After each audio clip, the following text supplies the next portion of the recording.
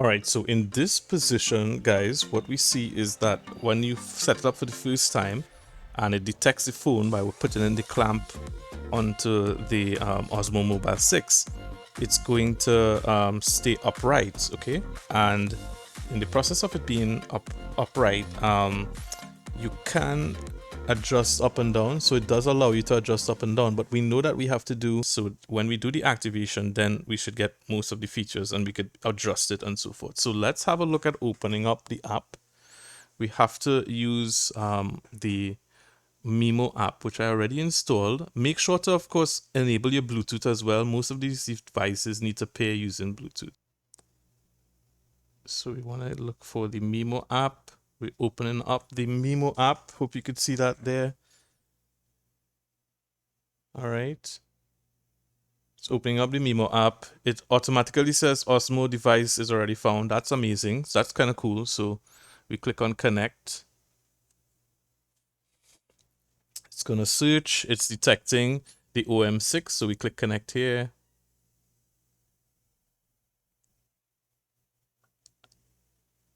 I did. Yeah, okay, good. It's connected. Wow. Okay. That was pretty fast. So activation, I guess they've speeded up the activation part of things. It already starts with showing me how to select a recording and so forth. And it is sideways, so it's upright, which allows me to go through all these different settings and so forth. So there's glamour effects, the grid stuff, etc. All right, so it's not much. You don't have to calibrate it. What I wanted to show you guys is that it does automatic calibration, right? Because it's upright as is. All right, and in order to switch to landscape mode, right, which is the when the phone is this way, not vertical. So right now it's vertical, and you want to switch it to landscape if you're doing your movie recordings and so forth. There's a little circular button here, and when you press it once, it switches to the front camera, which, as you could see, is really, this is what the setup actually looks like. You can see the cameras and so forth in there. When you when you press back one more time, it switches to the back camera, which is on this side, right? And then when you double press the circular icon twice, it's going to change to landscape. And it also pops up this kind of annoying thing because we really don't want this to keep popping up, okay? It just tells you that to switch to landscape mode. All right, and from there, I don't know what it does, but let's try it out. What when you press it 3 times, what happens? 1, 2, 3. Okay, so when you press the circular button 3 times, it changes from video mode into photo mode and vice versa. So right now it's in photo mode, and you can take pictures here. But 1, 2, 3, and it's going to change back to video mode. Nice. I don't know if I will remember that, but that is interesting as well. Now, I don't know in terms of the zoom if this is already zoomed out. I know that I probably touched the camera, so it's probably going to be really not too clean, but we're going to have a look at, I really want to see the zoom, how smooth the zoom is, because one of the flaws of the Osmo Mobile 5 and below was this zoom. This is really, really annoying. This I don't know what you call this, like a, a pressurized switch. That didn't make any sense, and they took really, really long to learn, perhaps from their competitors, to do this. So I'm finally glad that there's a zoom wheel. So I'm gonna just press it. Oh, it's really sensitive, but it's not smooth. And I thought it would have been more smooth. Okay. So that's zoom out completely. This is, oh,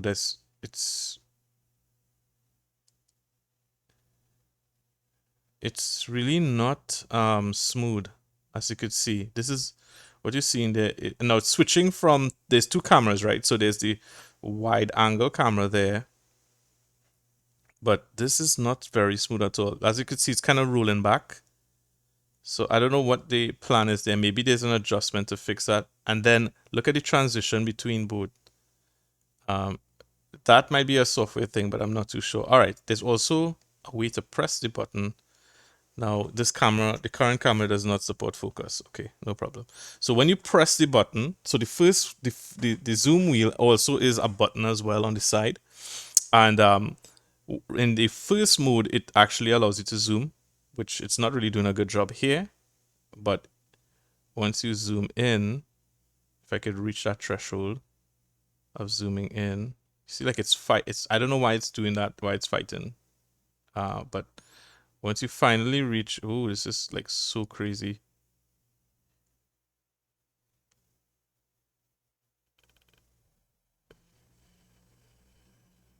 Something's not functioning very well here, but okay. So as you can see, I'm zooming out and in, right? Now, when you press the button again, what it'll do is put it in focus mode. And in focus mode now, you could actually shift the focus front or back. So right now I'm shifting focus, that's why it's getting blurry. I hope you could see that. And then I'm switching back to a more clearer picture, so a focus mode. I'll show you guys this probably in more video as I test it out, but I was hoping that zoom was going to work. I'm a little bit disappointed that the zoom itself is not working the way I wanted to, right?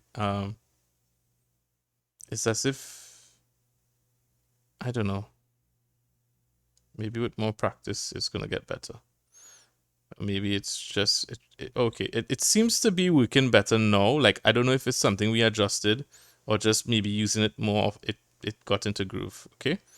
But yeah, that's what it does. And that is really, that's a really good feature that it needs to have. Also, there's this record button as well too. You just press the record button to record and switch off the record by pressing it again one more time. What I also want to mention is that there's different modes now. It's really difficult to see, so I'm going to bring this up closer and then refocus the camera so you guys could see that. There's now this mode display that was not available on the OM5, and this allows you to see what mode the actual gimbal is in. Let me see if I can get that more focused in.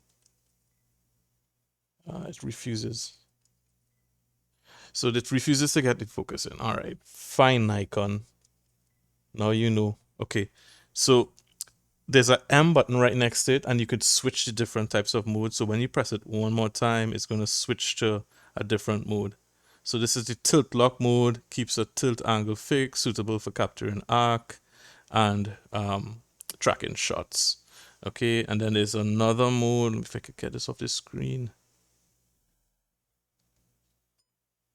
All right, this one seems to be FPV mode. Okay, so there's FPV mode, tilt mode, and spin shot. Okay, yeah, so we know about the spin shot because I made a video about the spin shot already, but basically what the spin shot does is switch the camera completely.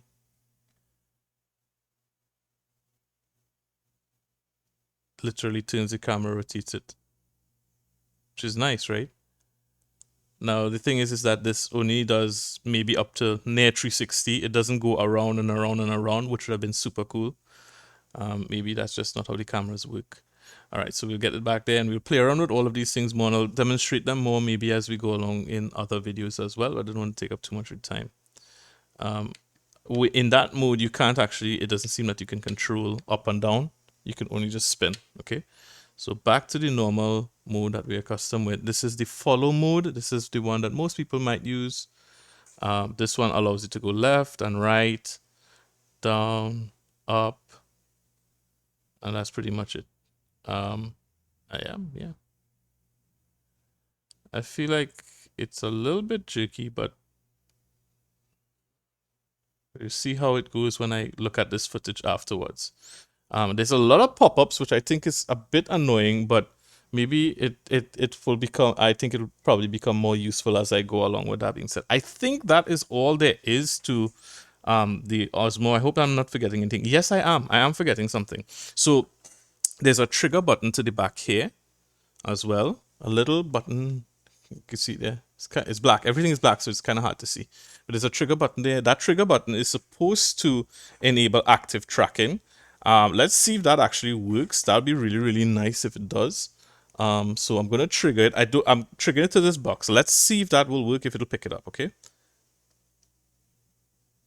So whatever is in the middle center is going to active track that. Now it probably is going to work a bit better for human beings, but we could try it. And you saw that the active track came on because now there's this green box that's happening here. So let's see if when I move this, yeah, it's working, right? So as I move the box, I wonder if it's going to work really fast. Yeah, it's working really, yeah, it's yeah, cool. So I could say the active track seems to be working a lot better. It's actually recognizing objects. Now we lost the object there, as it, but so I don't know if we could adjust how fast it's going to detect the objects. I think it lost it again there, right? Because it's not picking it up, right? So let me see if it's gonna anything. I guess. Okay, so when it doesn't focus for a while, it's going to lose it completely, and then you can't actually get it back. Did it? Let's try that back again. I think it, yeah, okay, so it got it back. So it's not going to be absolutely perfect, but I guess they're going to continue to work on it and make sure it's even better. What I do notice is that on the zoom, on the most wide angle lens, I'm seeing the motor is available there, which we don't really want. So I'm gonna zoom and see if it's gonna zoom in and hide that the motor. So if I could even get this thing to zoom, it's like it's really impossible for me to.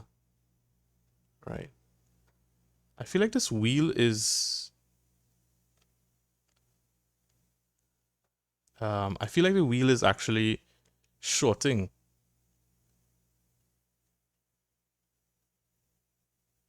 Why is it not zooming in more?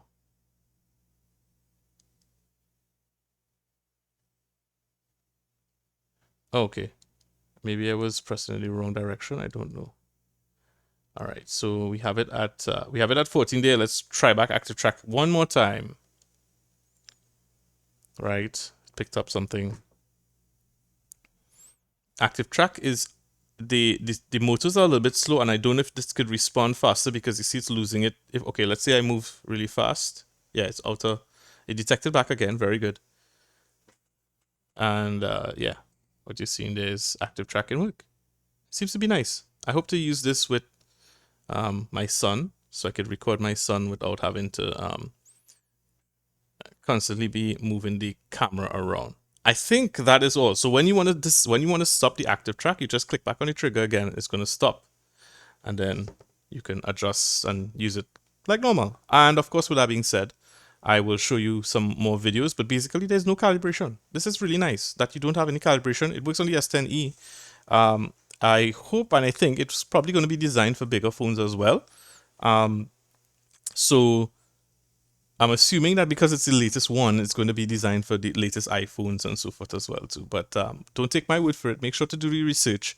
The DJI app as well too. Make sure that you download the Mimo app from the website. You can't download from the Play Store anymore. And you should be good to go with installing it up and running it. It didn't even ask me to register or activate. That's also kind of good. I think what's happening there is it's not asking me to register because I'm already logged into the Mimo and it's just automatically detecting it. So that's also awesome because I guess people were having a lot of problems with that. With that being said, I think I like it. So far, DJI, except for the wheel, which is giving me some problems. Hopefully, this is going to be resolved. And with that being said, please look out for more videos. With that being said as well, please make sure to like and subscribe as well. It really, really helps the channel and get my video out there.